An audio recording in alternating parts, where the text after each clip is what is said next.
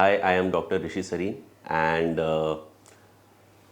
I wanted to change my field after working in medicine for a few years, and I decided to get into the world of pastry and bakery, but I wasn't sure where to, start. And then I searched on the internet. I spoke to some people, and I came to know about this school called School for European Pastry in Bombay.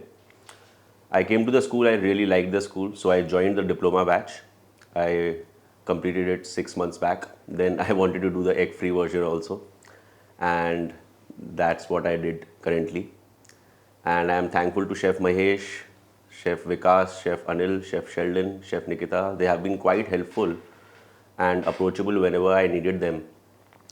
And someone who is coming from a background with practically no experience in bakery and pastry, I think SEP has given me a good experience where I can do something of my own, opening up a cafe or maybe, opening up a cloud kitchen or something like that. So, I mean, whoever wants to join SEP, it's a validation, at least from my side, that you will have a great time and great learning experience.